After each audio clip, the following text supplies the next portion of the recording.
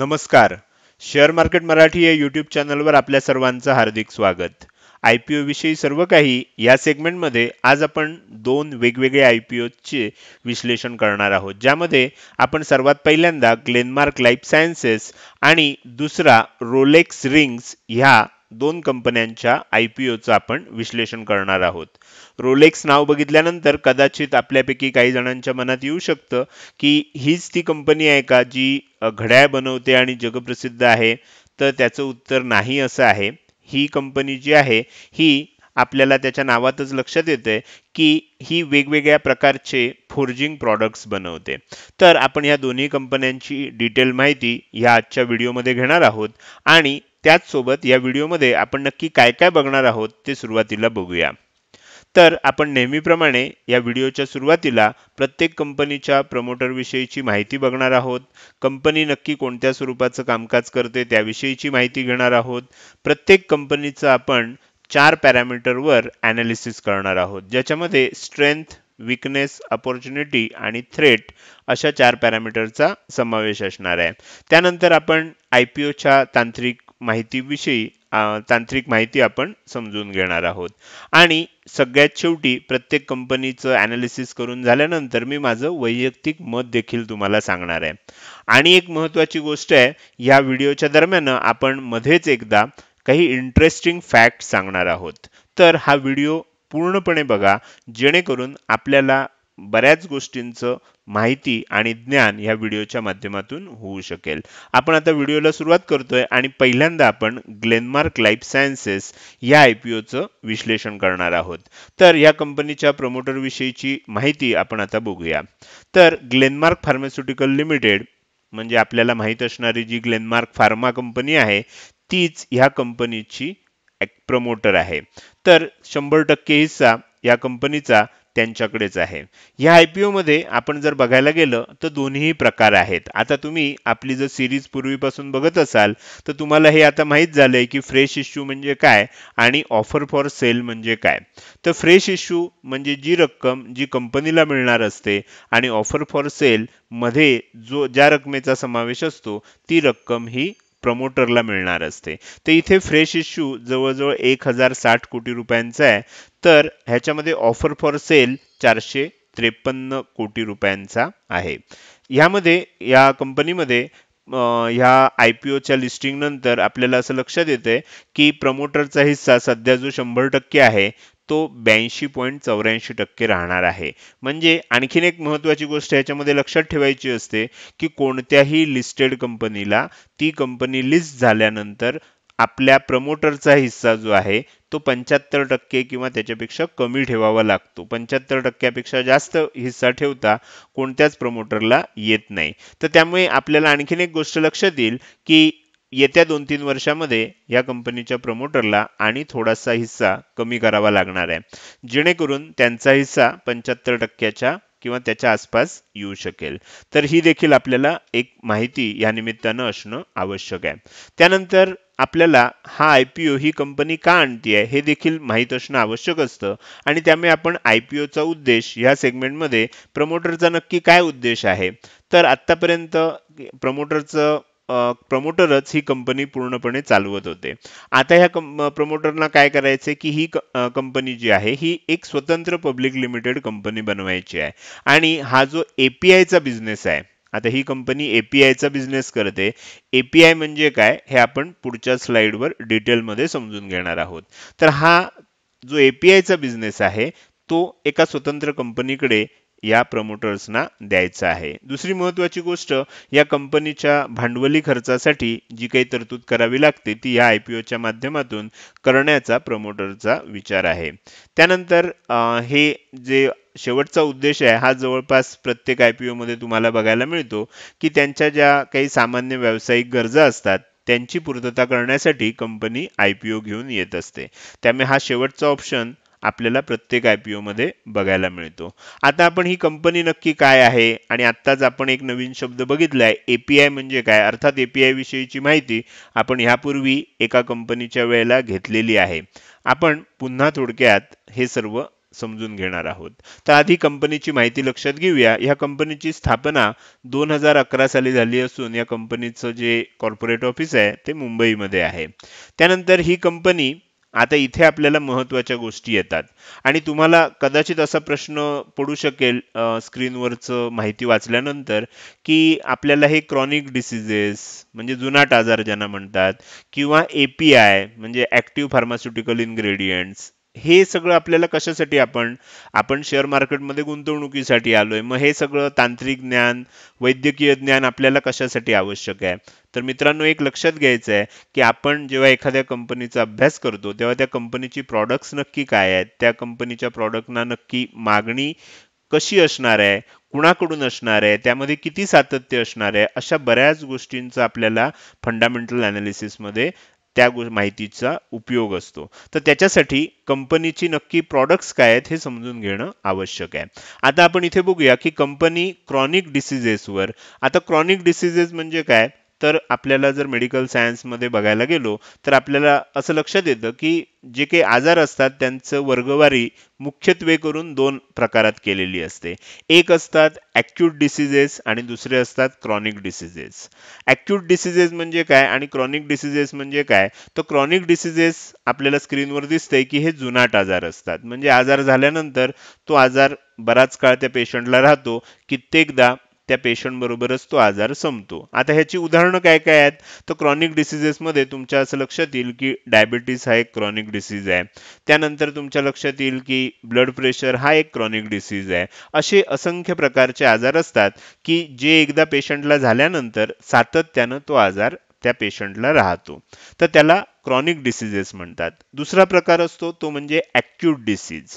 ऍक्यूट disease म्हणजे काय, तर एखादा अचानक उद्भवणारा आजार असतो आणि तो अचानक उद्भवतो, काही दिवस राहतो आणि त्याच्यानंतर संपून जातो, तर त्याला ऍक्यूट डिसीज म्हणतात. आता ही सर्व माहिती आपण का घेतोय? इथे आपल्याला ह्या कंपनी विषयीची बरीचशी माहिती मिळणार आहे. आता ही कंपनी क्रॉनिक डिसीजेसवर जे काय आवश्यक आहे, एपीआय म्हणजे काय ते आपण पुढे बघणार आहोत, तर त्याचं औषध बनवते असं आपण आत्ता तुर्तास समजूया. तर जर क्रॉनिक डिसीजेसवर ही कंपनी औषध बनवत असेल तर आपल्याला आत्ता सांगितलेल्या माहितीतून ही माहिती नक्कीच समजली असेल की ह्या कंपनीला जे काही कस्टमर मिळणार आहेत ते सातत्यानं ह्या कंपनीची औषधं खात राहणार आहेत, कारण तो आजार त्या पेशंटला सातत्यानं राहणार आहे आणि ते आजार असे असतात क्रॉनिक डिसीजेस की ज्याच्यामध्ये सातत्यानं औषधं घेत राहण्याची गरज असते. म्हणजे नवीन येणारे पेशंट हे वाढत जाणार आणि पूर्वी जे घेत आहेत ते घेतच राहणार. असं म्हणजे आपल्याला ह्याच्यातून काय लक्षात येते की कंपनीच्या प्रॉडक्ट्सला कशी मागणी राहणार आहे हे चित्र आपल्याला समजलं पाहिजे, म्हणजे आपल्याला त्याच्यामध्ये आपला पैसा गुंतवायचा की नाही हे आपण नक्कीच विचार करू शकतो. तर त्या दृष्टीनं आपण ही सर्व माहिती इथे बघितलेली आहे. आता आपण पुढे येऊया आणि हा जो दुसरा पार्ट आहे एपीआय, ज्याला ऍक्टिव्ह फार्मास्युटिकल इन्ग्रेडियंट्स असं म्हणतात. तर हे एपीआय म्हणजे काय? तर एपीआय म्हणजे आपण जेव्हा एखादं औषध घेतो, तुम्हाला समजण्यासाठी मी एक छोटंसं उदाहरण सांगतो. अर्थात ही सर्व माहिती मी जी सांगतोय, मी काही मेडिकल क्षेत्रामधला किंवा फार्मास्युटिकल क्षेत्रामधला मी काही तज्ज्ञ नाही आहे, पण जी काही माहिती एक लेमॅन म्हणून, एक सामान्य माणूस म्हणून, आपल्याला गुंतवणूकदार म्हणून असणं आवश्यक आहे, तेवढीच माहिती मी तुम्हाला याद्वारे देण्याचा प्रयत्न करतोय. त्यामुळे माझ्याकडून सुद्धा ह्या काहीतरी टर्मिनॉलॉजीची माहिती देताना थोडीफार चूक होऊ शकते, तर जे काही तज्ज्ञ असतील त्यांनी ती समजून घ्यायची आहे. तर इथे माझा सांगण्याचा उद्देश काय की गुंतवणूकदारांना आवश्यक असणारं ज्ञान देणं इतकाच त्याच्या मागचा उद्देश आहे. तर आपण एपीआय म्हणजे काय ते आता बघूया. एपीआय म्हणजे काय, तर एखाद्या औषधामध्ये जो काही मुख्य घटक असतो त्याला आपण एपीआय असं म्हणतो. आता एखाद्या औषधामध्ये मुख्य घटक असतो म्हणजे काय, आता आपण सर्वजण ताप आल्यानंतर क्रोसिनची गोळी घेतो, तर क्रोसिनच्या गोळीमध्ये पॅरासिटामॉल हा मुख्य घटक आहे. तर पॅरासिटामॉल ह्याला काय म्हणता येईल? एपीआय म्हणता येईल. आणि क्रोसिनच्या गोळीमध्ये तोच सर्वात जास्त असतो.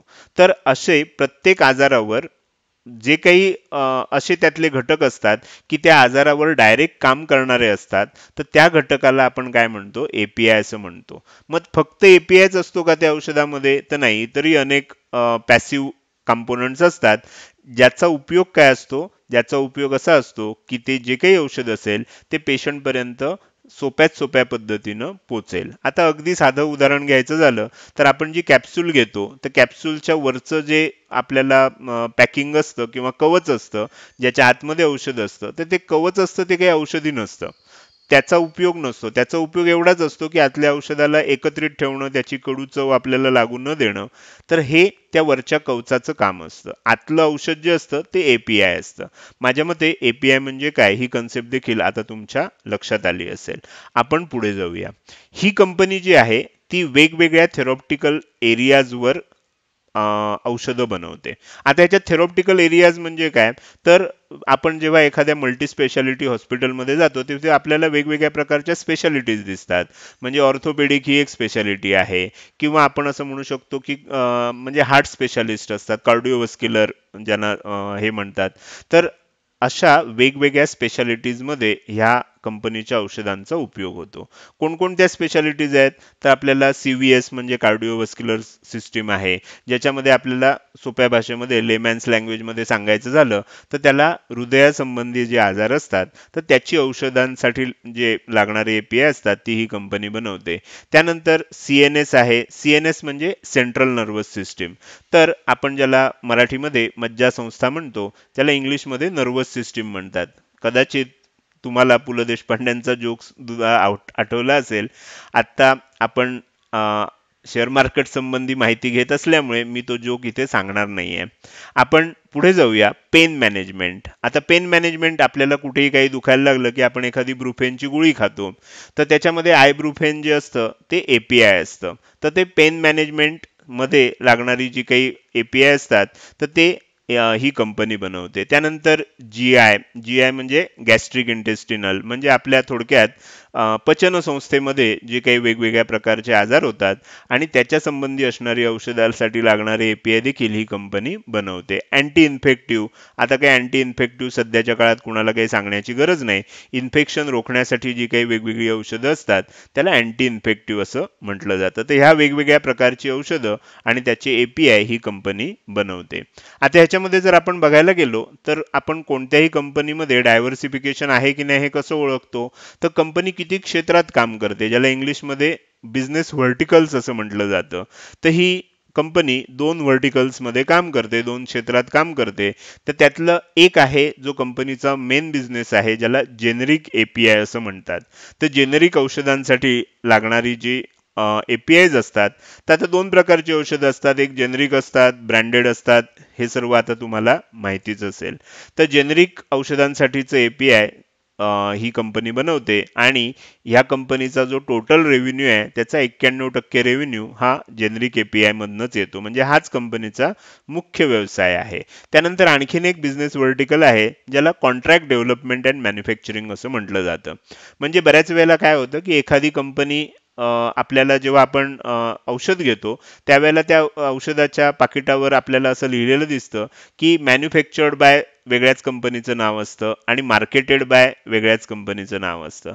तर अशा ठिकाणी ऍक्च्युअल त्या औषधाचं प्रोडक्शन करण्याचं काम जी कंपनी करते त्याला कॉन्ट्रॅक्ट डेव्हलपमेंट अँड मॅन्युफॅक्चरिंग असं म्हणतात. तर त्या पद्धतीनं ही कंपनी काम करते. अर्थात हा जो बिझनेस व्हर्टिकल आहे यातून 8% या कंपनीला उत्पन्न मिळतं. त्यानंतर आपल्याला ह्या कंपनीचे जे प्लांट्स आहेत, प्रोडक्शन प्लांट्स, ते कुठे कुठे आहेत? ते ह्या कंपनीचे प्रोडक्शन प्लांट्स गुजरात आणि महाराष्ट्रामध्ये आहेत. गुजरातमधल्या अंकलेश्वर आणि दहेज या 2 ठिकाणी आहेत. तर महाराष्ट्रातल्या सोलापूरमधल्या मोहोळ आणि कुरकुंभमध्ये या कंपनीचे प्रोडक्शन प्लांट्स आहेत. त्यानंतर ह्या कंपनीचे जे प्रॉडक्ट्स आहेत ते भारतामध्ये तर जातातच त्याच्याबरोबर इतर वेगवेगळ्या देशांमध्ये सुद्धा एक्सपोर्ट केले जातात. ज्याच्यामध्ये चीन आहे, युरोपियन कंट्रीज आहेत, नॉर्थ अमेरिका आहे, साऊथ अमेरिका आहे, जपान आहे. अशा वेगवेगळ्या देशांमध्ये या कंपनीचे प्रॉडक्ट्स विकले जातात. आता आपण ह्या कंपनीचं strength, weakness, opportunities and threat या 4 मुद्द्यांवर अनालिसिस करूया. सगळ्यात पहिल्यांदा कंपनीची बलस्थानं काय काय आहेत ते बघूया. तर सगळ्यात महत्त्वाचं बलस्थान काय आहे की काही काही ठराविक एपीआयच्या बाबतीत ही भारतातली सर्वात मोठी उत्पादक कंपनी आहे. सध्या ज्या परिस्थितीचं वातावरण आहे बऱ्याचशा कंपन्या आणि त्यामध्ये जर आपण फार्मास्युटिकल कंपन्या बघायला गेलं तर त्यांचं जे आपण लोकेशन बघू शकतो ते भारतामध्ये आहे आणि चायनामध्ये आहे. आणि आता काय झालंय की हळूहळू एक जगभरामध्ये चायना विरुद्धचं वातावरण तयार होतंय आणि बऱ्याच कंपन्या ह्या चायनामधून आता भारतामध्ये शिफ्ट होत आहेत किंवा चायनामधनं API किंवा त्याची जी रॉ मटेरियल असतं ते घेण्यापेक्षा ते आता भारतामधनं घेणं प्रेफर करायला लागलेत. तर काही काही APIच्या बाबतीमध्ये ही सर्वात मोठी उत्पादक कंपनी आहे. हे या कंपनीचं एक बलस्थान आहे. त्यानंतर आणखीन एक बलस्थान असं आहे की जगभरामधल्या ज्या मोठ्या 20 फार्मास्युटिकल कंपन्या आहेत त्यापैकी 16 कंपन्या ह्या कंपनीच्या ग्राहक आहेत. म्हणजे टॉपचे ज्या 20 कंपन्या आहेत त्यातल्या 16 कंपन्यांना API पुरवण्याचं काम ही कंपनी करते. अर्थात हीच एकमेव कंपनी त्या कंपन्यांना सर्वच्या सर्व API पुरवत नाही, पण त्या 16 कंपन्या काही ना काही प्रॉडक्ट्स ह्या कंपनीकडून घेतात. त्यानंतर तिसरी महत्वाची गोष्ट काय आहे की आपल्याला असं लक्षात येते की कंपनीनं काय केलंय, डायव्हर्सिफिकेशन पॉलिसी अतिशय चांगल्या पद्धतीनं राबवलेली आहे. त्यामुळे कंपनीच्या प्रॉडक्ट्समध्ये पण खूप डायव्हर्सिफिकेशन आहे. मी अधिक माहिती घेत होतो तेव्हा मला असं लक्षात आलं की वेगवेगळ्या प्रकारच्या 120 पेक्षा जास्त मॉलिक्युल्सचं उत्पादन ही कंपनी करत असते. आपण सोप्या भाषेमध्ये API म्हणूया त्याला. तर 120 वेगवेगळी अशी औषधी पदार्थ ही कंपनी बनवते. म्हणजे कंपनीच्या प्रॉडक्टमध्ये सुद्धा डायव्हर्सिफिकेशन आहे. त्यानंतर कस्टमरमध्ये डायव्हर्सिफिकेशन आहे. आपल्याला लक्षात येईल की मोठ्या जगभरातल्या ज्या 20 कंपन्या आहेत त्यातल्या 16 कंपन्यांना ही कंपनी आपले प्रॉडक्ट्स देते. तर कस्टमरमध्ये सुद्धा आपल्याला डायव्हर्सिफिकेशन आहे आणि आपण आत्ताच बघितलं की जगभरामधल्या वेगवेगळ्या देशांमध्ये या कंपनीची प्रॉडक्ट जात आहेत. म्हणजे आपल्याला असं लक्षात येईल की जिओग्राफिकली सुद्धा यांनी डायव्हर्सिटी जपलेली आहे. तर अशा पद्धतीनं डायव्हर्सिटी असणं ही खूपच चांगलं आहे. एकाच प्रॉडक्टवर, एकाच मोठ्या कस्टमरवर आणि एकाच मोठ्या एरियावर अवलंबून असणं कधीही कंपनीच्या दृष्टीनं वाईट ठरू शकतं. तर ही कंपनीचं आपल्याला एक स्ट्रेंथ लक्षात येते. त्यानंतर आर्थिकदृष्ट्या अतिशय सक्षम अशी ही कंपनी आहे. तुम्ही कंपनीचं जर आर्थिक रेकॉर्ड बघितले तर तुमच्या असं लक्षात येईल की ही खूपच चांगली कंपनी आहे. त्यानंतर आपण आता काही विकनेसेस बघूया. जसं नाण्याला दोन बाजू असतात, स्ट्रेंथ नंतर काही विकनेस देखील असतात. सगळ्यात मोठा विकनेस जो आहे तो आहे की आपण जरी बघितलं की डायव्हर्सिफिकेशन असलं तरी देखील बिझनेस पॉइंट ऑफ व्ह्यू न बघितलं तर 40% कंपनीचा जो बिझनेस आहे तो एकाच कंपनीकडनं, पेरेंट कंपनीकडनं त्यांना मिळतोय. ग्लेनमार्क फार्माकडून ह्या कंपनीला 40% बिझनेस मिळतोय आणि 60% बिझनेस हा इतर वेगवेगळ्या ग्राहकांकडून या कंपनीला मिळतोय. एका कंपनीवर 40% अवलंबून असणं, भले ती पेरेंट कंपनी का असेना, थोडंसं आपल्याला विकनेस पॉइंट मध्ये याला पकडलं पाहिजे. त्यानंतर आपल्याला आणखीन एक मोठी आपण त्याला असं म्हणूया की एक थोडीशी गडबड किंवा गोंधळ असा झालेला आहे की कंपनीनं सुरुवातीला जो DRHP सादर केलेला होता सेबीला. आता इथे DRHP म्हणजे काय, तर कोणत्याही कंपनीला जेव्हा आपला IPO मार्केटमध्ये आणायचा असतो त्यावेळेला ती कंपनी एक प्रॉस्पेक्टस, आपल्या कंपनीची संपूर्ण माहिती, त्याच्यामध्ये कंपनीची माहिती, आर्थिक सगळ्या हिशोब, त्याच्यानंतर कंपनी किती शेअर्स, कसल्या प्रकारचे शेअर्स, काय सगळं डिटेलमध्ये त्याच्यामध्ये दिलेलं असतं. तर त्याला पहिल्यांदा जेव्हा ती कंपनी सेबीकडे जाते आणि जो काही डॉक्युमेंट सबमिट करते त्याला DRHP असं म्हणतात. डी मध्ये ड्राफ्ट, म्हणजे कंपनीनं एक ड्राफ्ट बनवलेला असतो, एक सॅम्पल बनवलेलं असतं. कंपनीनं आपल्यातर्फे सगळ्यात चांगलं असं ते डॉक्युमेंट बनवलेलं असतं. ती ज्यावेळेला सेबीकडे जातं, सेबी त्याचं स्क्रुटनी करते आणि त्याच्यामध्ये काही कदाचित बदल सांगू शकते आणि कंपनीला देखील बदल करण्याचे अधिकार असतात. तर अशा दोन्ही ह्याच्यातून त्याच्यामध्ये काही बदल होतात आणि कंपनी एक फायनल प्रॉस्पेक्टस सेबीला सादर करते. त्याला रेड हेअरिंग प्रॉस्पेक्टस असं म्हणतात. RHP चा अर्थ आहे रेड हेअरिंग प्रॉस्पेक्टस. तर ज्याच्यामध्ये कंपनीचं फायनल सगळ्या प्रॉस्पेक्टस असतं. आता ह्याच्यामध्ये कंपनीनं केलं काय की कंपनीनं थोडासा बदल केला आणि ज्याचा फटका कंपनीला तात्पुरता शॉर्ट टर्म साठी बसलेला आहे. कंपनीनं जेव्हा DRHP सादर केला होता तेव्हा त्यांनी जे काही IPO चा आकार सांगितला होता की आम्ही एवढे शेअर्स या IPO मधनं वेगवेगळ्या क्षेत्रातल्या लोकांसाठी उपलब्ध करून देऊ. तर तो आकडा नंतर RHP जेव्हा त्यांनी सादर केलं त्यावेळेला तो कमी केला. म्हणजे पहिल्यांदा IPO चा जो आकार होता त्याच्यापेक्षा नंतरचा आकार कमी झाला. ठीक आहे, इथपर्यंत काही आपल्याला प्रॉब्लेम नव्हता. पण त्यांनी आणखीन एक बदल केला. तो बदल असा होता की कंपनीनं DRHP मध्ये असं म्हटलं होतं की ज्यांच्याकडे सध्या ग्लेनमार्क फार्माचे शेअर्स असतील अशा शेअर होल्डरसाठी काही सवलत म्हणा किंवा काही आपण असं म्हणू शकतो की राखीव कोटा म्हणा, असं त्यांनी त्याच्यामध्ये सांगितलं होतं की आम्ही ठेवू. आणि त्याच्यामुळे काय झालं होतं की ग्लेनमार्क फार्माचे शेअर्स ज्यांच्याकडे होते त्यांच्यासाठी ती चांगली गोष्ट होती आणि त्याच्यामुळे ग्लेनमार्क फार्मामध्ये आपल्याला तेजी देखील बघायला मिळाली होती. नंतर असं लक्षात आलं की RHP मधनं हा विषय त्यांनी पूर्णपणे वगळून टाकलाय आणि त्याचा परिणाम असा झाला की ग्लेनमार्क फार्माच्या शेअर्समध्ये लगेच आपल्याला मागचे 2 दिवस मंदी बघायला मिळते आणि म्हणून मी सुद्धा आपल्याला जे फेसबुक पेजवर डेली विश्लेषण देत असतो त्याच्यामध्ये 2 दिवस तुम्हाला आठवत असेल मागचे आपण ग्लेनमार्कला मंदीमधल्या शेअरमध्ये ठेवलेलं आहे. त्याचं कारण असं आहे की कंपनीची ही जी काही कंपनीनं पॉलिसी चेंज केली त्याचा अर्थ असा निघतो की कंपनी ही गुंतवणूकदारांच्या विचार करणारी नाही आहे तर स्वतःचा विचार करणारी आहे. अर्थात ह्याचा शॉर्ट टर्म मध्ये कंपनीला फटका बसू शकतो. तर हा एक विकनेस आहे. त्यानंतर अपॉर्च्युनिटीज या कंपनीसाठी काय काय आहेत तर कंपनीसाठी आपल्याला माहिती आहे की आता सध्या फार्मास्युटिकल कंपन्यांमध्ये अतिशय चांगल्या प्रकारचं बिझनेस त्यांना मिळतोय. ठराविकच IT फील्ड आहे, फार्मास्युटिकल आहे. ह्याच कंपन्या सध्या ह्या कोविडच्या परिस्थितीमध्ये सुद्धा चांगल्या पद्धतीनं काम करत आहेत. तर ह्या कंपनीला सुद्धा या क्षेत्रामध्ये बिझनेस वाढवण्यासाठी असंख्य संधी उपलब्ध आहेत. त्यानंतर ह्या कंपनीला थ्रेट कसला कसला आहे ते आता आपण बघूया. तर सगळ्यात महत्वाचा जो थ्रेट असतो तो असतो की बऱ्याचशा फार्मास्युटिकल कंपन्यांना रॉ मटेरियलसाठी परदेशी म्हणजे परकीय देशांवर अवलंबून राहावं लागतं आणि त्यातल्या त्यात इतर देशांवर जर अवलंबून असेल तर ठीक आहे, पण ह्या कंपनीला त्यांच्या 40% रॉ मटेरियलसाठी चायनावर डिपेंड राहावं लागतंय. अर्थात बिझनेस रिलेशन, भारत आणि चायना मधले रिलेशन तुम्ही जर बघितलेत तर पॉलिटिकल रिलेशन कसे राहिले असले तरी बिझनेस रिलेशन हे बऱ्यापैकी मेंटेन राहिलेले आहेत. भारत पाकिस्तान सारखं इंडिया आणि चायनाचं आपल्याला जे बिझनेस रिलेशन आहेत ते झालेले कधीही बघायला मिळालेले नाही आहेत.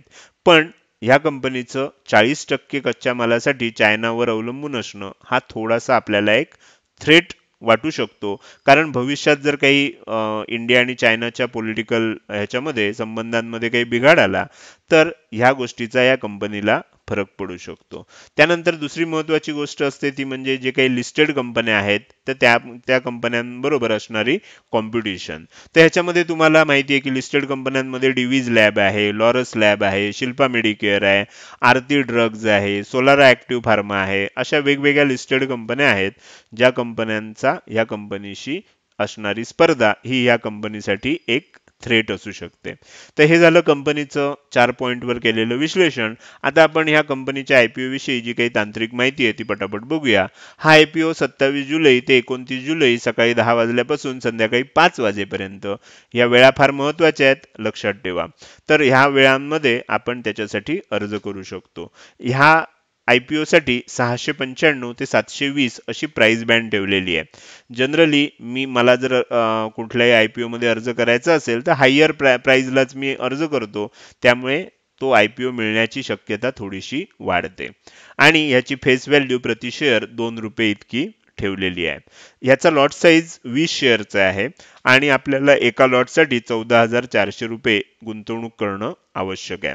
आपल्याला कमीत कमी जर आपण रिटेल इन्व्हेस्टर म्हणून अर्ज करत असू तर कमीत कमी एक लॉट आणि जास्तीत जास्त 2 लाखापर्यंतची इन्व्हेस्टमेंट म्हणजे 13 लॉटसाठीच अर्ज करता येऊ शकतो. ह्याच्या IPOच्या काही महत्वाच्या तारखा आहेत. याची अलॉटमेंट 3 ऑगस्ट रोजी आपल्याला कळणार आहे. 3 ऑगस्ट किंवा 4 ऑगस्टला आपल्याला समजू शकतं की आपल्याला मिळालं आहे की नाही. आणि 4 ऑगस्ट पासून जर आपल्याला मिळालं नसेल तर आपण जे काही पैसे त्याच्यासाठी गुंतवले असतील तर ते जे होल्ड झालेले असतात ते रिलीज होतात. जे आता आपण रिफंड म्हणतोय पण ते ऍक्च्युली रिलीज होतात. त्यानंतर शेअर जमा होण्याची तारीख, जर आपल्याला IPO मध्ये लिस्टिंग मिळालं तर 5 ऑगस्टला आपल्या डीमॅट अकाउंटच्या होल्डिंगमध्ये आपल्याला हे शेअर बघायला मिळतील आणि ह्या शेअरच्या लिस्टिंगची तारीख 6 ऑगस्ट आहे. 6 ऑगस्टला या कंपनीचे शेअर्स मार्केटमध्ये लिस्ट होणार आहेत. आता आपण या IPO विषयी माझं वैयक्तिक मत मी तुम्हाला सांगणार आहे. मला हा IPO गुंतवणुकीसाठी योग्य वाटतोय आता गुंतवणुकीसाठी जरी योग्य वाटत असला तरी आपल्याला माहिती आहे की त्याच्यामध्ये आपल्याला दोन ऍस्पेक्ट असतात, एक म्हणजे लिस्टिंग गेन आणि दुसरं असतं लॉंग टर्म. तर आपण पहिल्यांदा बघूया की लिस्टिंग गेनसाठी मला कसा वाटतोय.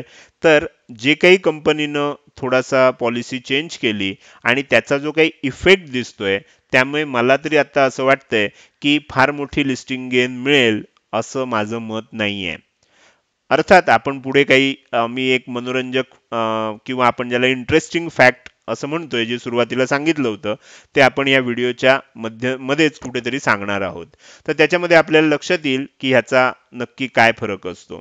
तर कंपनीची जी पॉलिसी आहे त्याच्यामुळे ग्रे मार्केटमध्ये आणि एकूणच जे वातावरण आहे, सेंटिमेंट आहे, त्याचा त्याचा अर्थ आत्ता तरी असा निघतोय की फार चांगली काही लिस्टिंग गेन मिळणार नाही. निगेटिव्ह मध्ये लिस्ट होईल असं नाही, थोडीफार लिस्टिंग गेन मिळेल, पण 50%, 75%, 100% बरेचसे आयपीओ अशा पद्धतीने जे लिस्ट होतात आणि खूप चांगली लिस्टिंग गेन आपल्याला 15 दिवसात मिळते, तेवढी मिळेल असं आत्ता तरी मला वाटत नाहीये.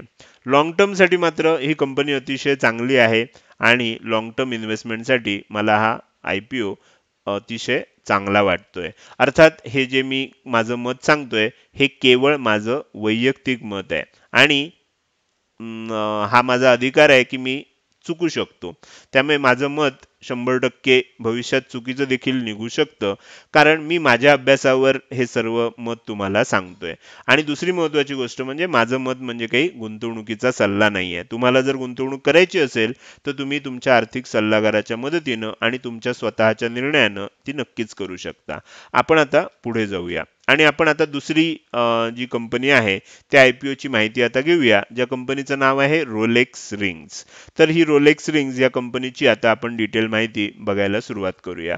या कंपनीच्या प्रमोटर्सच्या लिस्टकडे जर आपण नजर फिरवली तर आपल्याला असं लक्षात येतं की एकाच फॅमिलीमधले सर्व प्रमोटर्स आहेत आणि तुमच्या असं लक्षात येईल की ते सर्व प्रमोटर्स ब्रदर्स सिस्टर्स टाईपमध्येच आहेत आणि एकाच फॅमिलीचं या कंपनीवर खूप मोठं होल्डिंग आहे. तर फॅमिली बिझनेस आहे हा. आणि दुसरी महत्त्वाची गोष्ट की ह्या आयपीओ मध्ये सुद्धा आपल्याला असं लक्षात येईल की दोन्ही टाईप आहेत. फ्रेश इश्यू पण आहे 56 कोटी रुपयाचा आणि ओएफएस पण आहे, म्हणजे ज्याला ऑफर फॉर सेल म्हणतात, 675 कोटी रुपयांचा. आपण पुढे जाऊया. ह्या आयपीओ मध्ये आपल्याला असं लक्षात येते की ह्या आयपीओ नंतर प्रमोटरचा जो हिस्सा आहे तो साधारण आता 59% आसपास आहे. तो साधारण 57.5% आसपास राहणार आहेत. एक्झॅक्ट फिगर तुम्हाला स्क्रीनवर दिसत आहेत.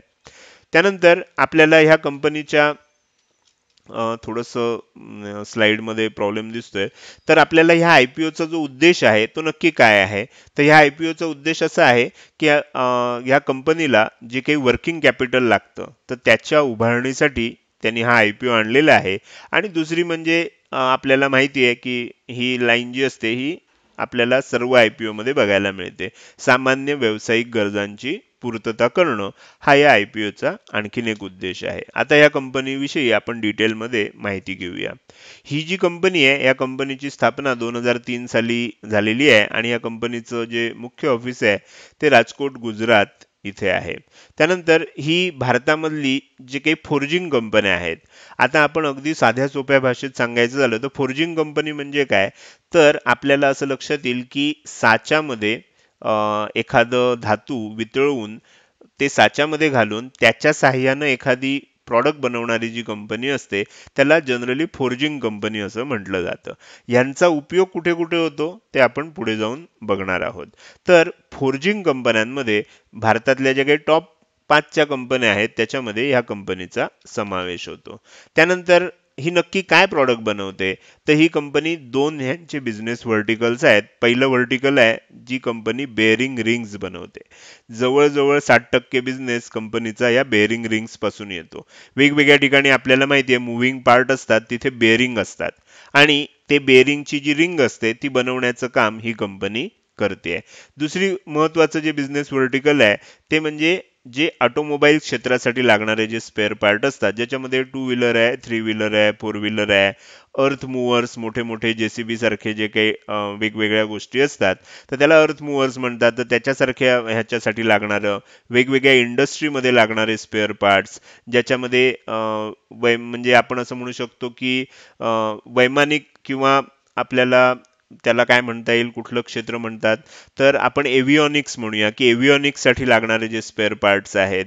त्यानंतर आपल्याला असं लक्षात येतं की जहाजं, बोटींसाठी लागणारे जे स्पेअर पार्ट आहेत, अशा वेगवेगळ्या ऑटोमोबाईल क्षेत्रासाठी लागणारे, अगदी रेल्वेसाठी लागणारे स्पेअर पार्ट सुद्धा ही कंपनी बनवते. तुम्ही जर बघायला गेलात तर बेरिंग रिंग्स मध्ये ह्या कंपनीची एवढी मास्टरी आहे की ही कंपनी वेगवेगळ्या प्रकारच्या बेरिंग रिंग्स बनवते. अगदी लहानात लहान म्हणजे 10 ग्रॅम वजनाची बेरिंग रिंग सुद्धा ही कंपनी बनवते आणि 163 किलोपेक्षा जास्त वजनाची देखील बेरिंग रिंग ही कंपनी बनवते. म्हणजे आपल्याला असं लक्षात येईल की प्रोडक्शन मध्ये इतकी मोठी व्हरायटी यांच्याकडे उपलब्ध आहे. त्यानंतर जर आपण ऑटोमोबाईल क्षेत्रामध्ये बघायला गेलो तर कोणकोणत्या क्षेत्रामध्ये ही कंपनी काम करते, त्या ऑटोमोबाईल क्षेत्रामध्ये जे वेगवेगळे सेगमेंट असतात, तुम्ही त्या कंपनीची वेबसाईट ओपन केली तर तुम्हाला असं लक्षात येईल की तिथे तुम्हाला एक कार दिसतेय आणि त्या कारच्या वेगवेगळ्या स्पेअर पार्टमध्ये त्यातलं काय काय ही कंपनी बनवते ते त्या वेबसाईटवर आपल्याला पहिल्याच ठिकाणी बघायला मिळतं. तर त्याच्यामध्ये ट्रान्समिशन कॉम्पोनंट असतात. म्हणजे थोडक्यात सांगायचं झालं तर गिअर सिस्टीम वगैरे जी असते त्याला ट्रान्समिशन कॉम्पोनंट्स म्हणतात. तर त्याच्यासाठी लागणारे स्पेअर पार्ट बनवते. इंजिन कॉम्पोनंट, इंजिनमध्ये माहिती आहे आपल्याला वेगवेगळ्या प्रकारचे कॉम्पोनंट्स असतात, तर ते ही कंपनी बनवते. त्यानंतर कंपनीची जी बॉडी असते, ज्याला चॅसी म्हणतो आपण, तर चॅसीसाठी लागणारे जे कॉम्पोनंट असतात ती ही कंपनी बनवते. आणि सगळ्यात शेवटी कंपनी एक्झॉस्ट साठी जी काही सिस्टीम असते तर त्याच्यासाठी लागणारे जे कॉम्पोनंट असतात ती ही कंपनी बनवते. असे वेगवेगळ्या क्षेत्रातली ऑटोमोबाईल क्षेत्रामध्ये जे वेगवेगळे विभाग आहेत तर त्या विभागांसाठी लागणारे प्रॉडक्ट्स ही कंपनी बनवते. ह्या कंपनीचं जे प्रोडक्शन आहे हे भारताबरोबर जगातल्या 17 देशांमध्ये एक्सपोर्ट होतं. ज्याच्यामध्ये मुख्य देश कोणकोणते आहेत, तर मुख्य आहे अमेरिका, फ्रान्स, इटली, जर्मनी आणि थायलंड. तुमच्या असं लक्षात येईल की यातले बरेचसे देश हे ऑटोमोबाईल क्षेत्रामधले अतिशय मोठे आणि त्याच्यामध्ये खूप मोठ्या मोठ्या कंपन्या त्या देशांमध्ये आहेत. आपण पुढे जाऊया आणि हे समजून घेऊया की ह्या कंपनीचे प्रोडक्शन प्लांट्स किती आहेत. तर 3 प्रोडक्शन प्लांट्स आहेत आणि तीनही राजकोट, गुजरातमध्येच आहेत. आता आपण या कंपनीचं स्वॉट अनालिसिस करूया.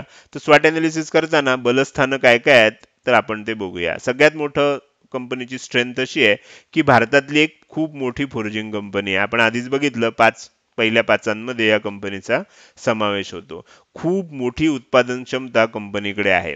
आपण ते देखील बघितलं की अगदी 10 ग्रॅम पासून 163 पेक्षा जास्त वजनाची, 163 किलो पेक्षा जास्त वजनाची बेरिंग रिंग कंपनी बनवू शकते. खूप मोठी व्हरायटी. तसंच ऑटोमोबाईल मध्ये बघितलं तर गाडीच्या जवळजवळ प्रत्येक सेगमेंटमध्ये लागणारं पार्ट ही कंपनी बनवते. तर त्याच्यामध्ये आपल्याला हे लक्षात येते की कंपनीनं डायव्हर्सिटी मेंटेन केलेली आहे. प्रॉडक्ट्समध्ये डायव्हर्सिटी आहे, कस्टमर्समध्ये डायव्हर्सिटी आहे, वेगवेगळ्या देशांमध्ये ती कंपनी प्रॉडक्ट सेल करते. म्हणजे जिओलॉजिकल किंवा जिओग्राफिकल सुद्धा आपल्याला त्याच्यामध्ये डायव्हर्सिटी बघायला मिळते. त्यानंतर आणखीन महत्वाची गोष्ट अशी आहे की कंपनीचे जे प्रमोटर्स आणि मॅनेजमेंट टीम आहे ती अतिशय अनुभवी आहे. अर्थात एक गोष्ट आहे जी आपण पुढे जाऊन विकनेस मध्ये बघणार आहोत. तर अनुभवी आणि आपण असं म्हणता येईल की खूप चांगले प्रमोटर आणि मॅनेजरची टीम कंपनीकडे आहे. आपण पुढे जाऊया आणि कंपनीचे आता विकनेसेस काय काय आहेत ते समजून घेऊया. सगळ्यात मोठा विकनेस या कंपनीचा एकच आहे, तो म्हणजे सर्व टॉप मॅनेजमेंट, जवळपास सर्व जे काही टॉपच्या पोझिशन्स आहेत ते एकाच फॅमिली, मडेका फॅमिली जी आहे त्या एकाच फॅमिली मधले सगळी लोक त्या टॉप मॅनेजमेंटमध्ये आहेत. जनरली होतं काय की मॅनेजमेंटमध्ये वेगवेगळ्या क्षेत्रातली अनुभवी जर टॅलेंटेड लोक असतील तर ते कंपनीसाठी चांगलं असतं. तुमच्या असं लक्षात येईल की रिलायन्स सारखी कंपनी आहे, मी एक उदाहरण सांगतोय, तर त्याच्यामध्ये तुम्हाला असं लक्षात येईल की त्याच्यामध्ये स्टेट बँकेसारख्या मोठ्या बँकेतनं रिटायर झालेल्या ज्या एकदम त्यांच्या टॉपमोस्ट मॅनेजमेंट होतं त्यातले लोक असतात त्यांना घेतलं जातं, टॉपमोस्ट सायंटिस्टना घेतलं जातं. तुम्ही मुद्दाम रिलायन्स कंपनीचे, मी आता कोणाची नावं घेत नाही, तुम्ही चेक करू शकता की वेगवेगळ्या क्षेत्रामध्ये किंवा ब्युरोक्रेसीमधनं रिटायर झालेले मोठे मोठे लोक जे असतात, म्हणजे IAS ऑफिसर वगैरे, तर अशा लोकांना जनरली अशा कंपन्यांमध्ये बोर्ड ऑफ डायरेक्टर्स मध्ये घेतलं जातं. तर ह्या कंपनीनं तसं अजून केलेलं नाही. फॅमिली मेंबर्सनाच सर्व टॉप मॅनेजमेंटच्या पोझिशन्स दिलेल्या आहेत. हा झाला कंपनीचा पहिला विकनेस. आणि दुसरा एक विकनेस आहे जो खरं बघायला गेलं तर कुठल्याही फंडामेंटल अनालिस्टला तो दिसल्यानंतर तो अतिशय सावध होतो. त्याचे आपण ज्याला हिंदी मध्ये म्हणतो की कान खडे हो जाते आहे, तसं होतं. ते म्हणजे ह्या कंपनीला ह्यापूर्वी दोनदा केअर ह्या रेटिंग एजन्सीकडून डी हे रेटिंग मिळालेलं आहे. आता डी रेटिंग म्हणजे काय, तर एखादी कंपनी जेव्हा त्यांनी घेतलेल्या कर्जाचे हप्ते भरू शकत नाही किंवा म्हणजे भरू शकत आत्ता नसेल किंवा भविष्यात त्या कंपनीची तशी अवस्था होऊ शकणार असेल, तर ह्या ज्या रेटिंग एजन्सीज असतात ह्या त्या अशा कंपन्यांना डी हे रेटिंग देतात. अर्थात याचा अर्थ काय आहे की कंपनीनं घेतलेलं कर्ज त्या कंपनीला सध्या तरी फेडता येत नाही किंवा भविष्यात फेडता येणार नाही. तर असं डी रेटिंग ह्या कंपनीला यापूर्वी दोनदा मिळालेलं आहे. 2013 आणि साधारण 17 ते 19 या कालावधीमध्ये हे कंपनीला डी रेटिंग मिळालेलं आहे. तर ही झाली वस्तुस्थिती. पण त्याच्यावर कंपनीचं क्लॅरिफिकेशन असं आहे की डी रेटिंग जरी त्या काळात मिळालेलं असलं आणि त्या काळात काही प्रॉब्लेम असले तरी कंपनीनं आता कर्ज खूपच कमी करून टाकलेलं आहे. आणि म्हणजे काय होईल की कंपनीनं असं टार्गेट ठेवलेलं आहे की मार्च 2022 पर्यंत सगळं कर्ज जे आहे ते फेडून टाकायचं. म्हणजे मग काही आपल्याला परतफेडीचा काही विषयच येणार नाही.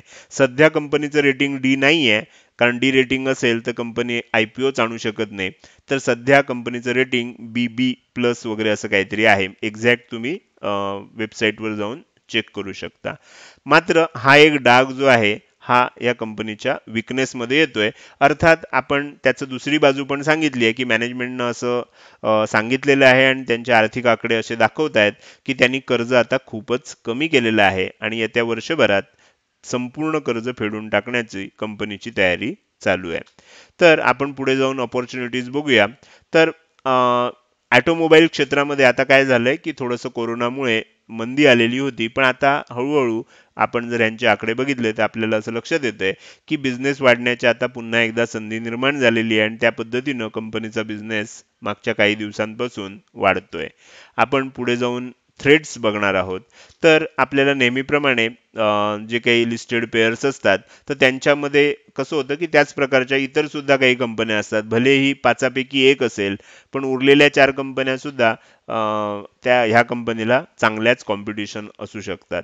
तर ह्याच्यामध्ये आपण बघू शकतो की भारत फोर्ज, रामकृष्ण फोर्ज, फोर्जिंग अशा काही महत्त्वाच्या कंपन्या आहेत, ज्या कंपन्यांचं थेट कॉम्पिटिशन या कंपनी बरोबर असणार आहे. तर हे झालं कंपनीचं स्वॅट अनालिसिस. आता आपण IPOच्या टेक्निकल माहितीकडे येऊया. 28 जुलै ते 30 जुलै म्हणजे हा IPO जर आपण बघितलं तर ह्या महिन्यातला शेवटचा IPO असणार आहे. कारण 31 जुलैला शनिवार आहे, त्यामुळे त्या दिवशी कुठलाही IPO चालू होऊ शकत नाही. तर हा शेवटचा या महिन्यातला IPO असेल. याची जे प्राइस बँड आहे ते 880 रुपये ते 900 रुपये या रेंजमध्ये असणार आहे आणि याची फेस व्हॅल्यू 10 रुपये आहे. त्यानंतर लॉट साईज 16 शेअरचा आहे. बाकीची माहिती सारखीच आहे. 14,400 रुपये गुंतवणूक आपल्याला लागणार आहे आणि आपण कमीत कमी 1 लॉट आणि जास्तीत जास्त 13 लॉटसाठी अर्ज करू शकतो. महत्त्वाच्या तारखांमध्ये एक एक दिवस पुढे आहे. आपण अलॉटमेंट 4 तारखेला चेक करू शकतो संध्याकाळी. रिफंड आपल्याला 5 तारखेपासून मिळू शकतो, 5 ऑगस्ट. त्यानंतर आपल्याला डीमॅट अकाउंटमध्ये शेअर जमा होण्याची तारीख जी आहे ती 6 ऑगस्ट आहे. 6 ऑगस्टला शुक्रवार असल्यामुळे त्याचं लिस्टिंग जे आहे ते सोमवारी 9 ऑगस्टला होणार आहे. तर हे झालं या IPOची जी तांत्रिक माहिती होती. आता ह्या IPO विषयी मी माझं वैयक्तिक मत सांगणार आहे. मला हा IPO गुंतवणुकीसाठी योग्य वाटतोय. आपण 4ही पॅरामीटरचा अभ्यास केल्यानंतर मी हे माझं वैयक्तिक मत तुम्हाला सांगतोय. दुसरी महत्त्वाची गोष्ट अशी आहे की लिस्टिंग गेन सुद्धा मला ह्याच्यामध्ये चांगली मिळेल अशी अपेक्षा आहे. तर ह्याचं कारण असं आहे की ह्याचं व्हॅल्युएशन जर आपण बघायला गेलो तर अतिशय चांगलं व्हॅल्युएशन ठेवलंय. वाढ होण्याची लिस्टिंगच्या वेळेला त्याच्यामध्ये वाढ होण्याची त्यांनी संधी ठेवलेली आहे. जे ग्लेनमार्कच्या बाबतीमध्ये मला वाटत नाही आहे. त्यांनी थोडंसं ओव्हर व्हॅल्यूड आपल्याला IPO दिलेला आहे. तर ह्या बाबतीमध्ये मात्र माझं असं मत आहे की ह्याच्यामध्ये आपल्याला चांगली लिस्टिंग गेन सुद्धा मिळू शकेल. दुसरी महत्त्वाची गोष्ट आहे, हा मला लॉंग टर्मसाठी सुद्धा चांगला वाटतोय. अर्थात या माझ्या मताबरोबर एक स्टँडर्ड डिस्क्लेमर मला देणं आवश्यक आहे. मागच्याच वेळेला ते डिस्क्लेमर काय आहे ते मी सांगितलेलं आहे. ह्या वेळेला सुद्धा स्क्रीनवर तुम्ही वाचू शकता. आता आपण येऊया व्हिडिओच्या शेवटाकडे आणि इथे आपण काय करणार आहे, काही इंटरेस्टिंग माहिती समजून घेणार आहे. आपण हे सर्व जे काही ॲनालिसिस करतो, हे ॲनालिसिस जे काही आपल्याकडे माहितीचे सोर्सेस उपलब्ध असतात त्याच्या माध्यमातून हे करत असतो. आणि त्याच्यामध्ये सगळ्यात मोठा सोर्स असतो तो म्हणजे रेड कंपनीनं सेबीला सादर केलेलं आणि आपल्याला सोशल मीडियावर उपलब्ध असलेलं जे डॉक्युमेंट असतं त्याला रेड हेअरिंग प्रॉस्पेक्टस असं म्हणतात, RHP. तर त्याच्यामधनं ही सर्व माहिती आपण घेत असतो आणि ह्यातनं घेतलेल्या माहितीवर जे काही आपण विश्लेषण करतो त्याला आपण फंडामेंटल ॲनालिसिस असं म्हणतो. आता ह्याच्यामध्ये तुम्ही म्हणाल मनोरंजक काय माहिती आहे, तर मनोरंजक माहिती ही आहे की हे जे फंडामेंटल ॲनालिसिस केलेलं असतं ते मी केलेलं असेल किंवा माझ्यापेक्षा अनेक तज्ज्ञ लोकांनी केलेलं मार्गदर्शन असेल किंवा ॲनालिसिस असेल, तर हे सगळं जे ॲनालिसिस असतं हे आपल्याला कधी योग्य ठरत असतं, तर मार्केटमध्ये कायम लक्षात ठेवायचं असतं की फंडामेंटल ॲनालिसिस हे लॉंग टर्मसाठी उपयुक्त असतं. म्हणजे आपण जसं आता इथे एक मेडिकल सायन्सचा विषय आलाय, आपण जसं म्हणतो की एखाद्या आजारावर आपण आयुर्वेदिक औषध घ्यायचं की ॲलोपॅथिक औषध घ्यायचं, तर जनरल असं म्हटलं जातं की जर आपल्याला आत्ता तात्काळ रिलीफ पाहिजे असेल तर आपण ॲलोपॅथिक औषध घ्यायचं आणि तो रोग समूळ नष्ट करायचा असेल तर आयुर्वेदिक औषध घ्यायचं, असं सर्वसाधारणपणे म्हटलं जातं. तर इथे सुद्धा कसं आहे, आपल्याला जर तात्काळ म्हणजे लिस्टिंग गेनचा विचार करायचा असेल तर आपल्याकडे असं कुठलंही टूल नाही की जे आपल्याला सांगू शकेल. आणि त्याच्यामुळे आपण जे काही ॲनालिसिस करतो हे ॲनालिसिस फंडामेंटल प्रकारचं असतं आणि फंडामेंटल ॲनालिसिस हे लॉंग टर्ममध्येच जाऊन आपल्याला यशस्वी होतं, असा आपला आजपर्यंतचा अनुभव आहे. आणि आपण जर बघायला गेलो तर शॉर्ट टर्ममध्ये मग काय होतं, तर लिस्टिंगच्या वेळेला आपल्याला असं लक्षात येतं की त्यावेळेला फक्त दोनच गोष्टी चालतात. एक म्हणजे सप्लाय आणि डिमांड. सप्लाय भरपूर असेल तर त्या शेअरमध्ये लिस्टिंग आपल्याला खाली होताना, कमी होताना दिसतं. डिमांड जास्त असेल तर आपल्याला त्याचं लिस्टिंग वर होताना दिसतं आणि लिस्टिंग नंतर सुद्धा तो आणखीन वाढताना दिसतो. आणि दुसरं असतं की त्यावेळेला मार्केट सेंटिमेंट काय आहे, मार्केटमध्ये वातावरण काय आहे. मार्केटचं सेंटिमेंट जर बुलिश असेल, म्हणजे मार्केटमध्ये तेजीचं वातावरण असेल, तर आपल्याला असं लक्षात येतं की एखादा ॲव्हरेज असणारा IPO सुद्धा खूप चांगलं लिस्टिंग देऊन जातो. आणि कधी कधी काय होतं की मार्केटचं सेंटिमेंट जर खराब असेल तर एखादा चांगला IPO सुद्धा अतिशय वाईट लिस्टिंग देतो. आपल्याला SBI कार्ड मागच्या वर्षी ज्या वेळेला कोरोना नुकताच सुरुवात झालेलं होतं आणि त्याच वेळेला SBI कार्ड अतिशय चांगली कंपनी जी होती त्याचा IPO आला होता. आणि तुम्हाला आठवत असेल की ही जी चांगली कंपनी होती त्याचा IPO आपल्याला अंडर व्हॅल्यूड, म्हणजे त्याच्यामध्ये डिस्काउंटमध्ये तो लिस्ट झाला होता आणि ती किंमत परत यायला पहिल्या दिवशी थोडक्यात त्या किमतीपर्यंत आला होता आणि त्यानंतर पुन्हा त्याच्यामध्ये मोठी आपल्याला हे बघता आली, मंदी झाली आणि त्याची ॲक्च्युअल व्हॅल्यू यायला मग खूप दिवस वाट बघावी लागली. हे आपल्याला फंडामेंटल ॲनालिसिसमधून समजू शकत नाही. फंडामेंटल ॲनालिसिस हे लॉंग टर्मसाठीच उपयोगी असतं. ही ह्या IPOच्या दरम्यान तुम्हाला एक इंटरेस्टिंग फॅक्ट मी सांगितली. माझ्या मते तुम्हाला हा व्हिडिओ आवडला असेल, थोडा मोठा झाला आहे पण ज्यामध्ये जास्तीत जास्त ज्ञान देण्याचा आपण प्रयत्न केलेला आहे. जर आवडला असेल तर नक्की लाईक करा, कसा वाटला ते कमेंटमध्ये टाईप करून सांगायला विसरू नका. आणि तुम्ही अजूनपर्यंत शेअर मार्केट मराठी या आपल्या यूट्यूब चॅनलला सबस्क्राईब केलं नसेल तर ताबडतोब सबस्क्राईब करा आणि त्याच्या शेजारी असणाऱ्या बेल आयकॉनला क्लिक करा आणि ऑल असा नोटिफिकेशनचा ऑप्शन सिलेक्ट करा, जेणेकरून इथून पुढे येणारे असेच ज्ञानवर्धक व्हिडिओ तुम्हाला लगेच बघायला मिळतील. मी तुमची रजा घेतोय. धन्यवाद.